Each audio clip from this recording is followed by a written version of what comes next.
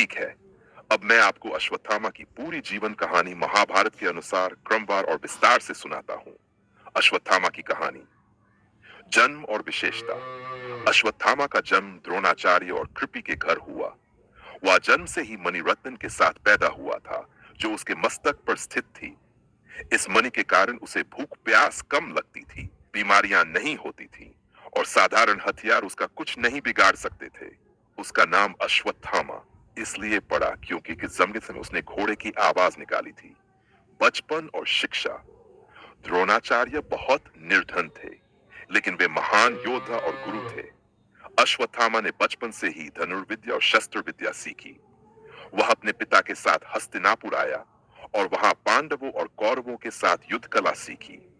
वह अपने पिता का बहुत आज्ञाकारी और वफादार पुत्र था। महाभारत युद्ध में भूमिका। महाभारत युद्ध में अश्वत्थामा ने कौरव पक्ष से युद्ध किया। वह अत्यंत बलशाली, तेज और रणनीतिक योद्धा था। युद्ध के दौरान उसने कई बार पांडव सेना को भारी नुकसान पहुंचाया। अभिमन्यु का चक्रव्यूह। तेरहवें दिन द्रोणाचार्य ने चक्रव्यूह रचा, जिसमें अभिमन्यु स गया। अश्वत्थामा भी उन योद्धाओं में था जिन्होंने मिलकर अभिमन्यु को मारा। इस घटना ने पांडवों के दिल में उसके प्रति गहरी नफरत पैदा कर दी। द्रोणाचार्य की मृत्यु और बदला। भिन्न दिन युद्ध में धृष्टद्युम्न ने द्रोणाचार्य का वध कर दिया।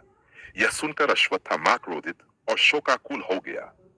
उसने प्रतिज्ञा ली कि वह पांडवों से बदला लेगा। युद्ध 68वें दिन दुर्योधन की जांघ तोड़कर भीम ने उसे घायल कर दिया। दुर्योधन ने अश्वत्थामा, कृपाचार्य और कृतवर्मा से बदला लेने की विनती की। रात में अश्वत्थामा पांडव शिविर में चुपके से घुसा। उसने सोते हुए द्रौपदी के पांचों पुत्रों उपांडव की हत्या कर दी, ये सोचकर कि वे पांडव हैं। उसने द्रुपद, शिखंडी और कई अन्य योद्धाओं को भी मारा। कृष्ण का श्राप। जब पांडवों को सच्चाई पता चली, वे क्रोधित हुए और अश्वत्थामा को पकड़ने आए। श्री कृष्ण ने अश्वत्थामा को दंड देने का निर्णय लिया। उन्होंने उसकी मणिरत्न निकाल ली, जिससे उसकी शक्ति चली गई। फिर उसे श्राप दिया। ओपन कोट, तू 3000 वर्षों तक धरती पर भटकेगा। तेरा शरीर घावों और रोगों से पीड़ित रहेगा, लेकिन तू मरेगा नहीं। तू अकेला और तिरस्कृत जीवन जिएगा। Close coat. आज तक की कथा। माना जाता है कि अश्वत्थामा आज भी जीवित है और धरती पर भटक रहा है। कई लोक कथाओं में कहा जाता है कि लोग जंगलों या पहाड़ों में उसे घायल अवस्था में देखते हैं। वह अब भी अपने पापों के प्रायश्चित में घूम रहा है।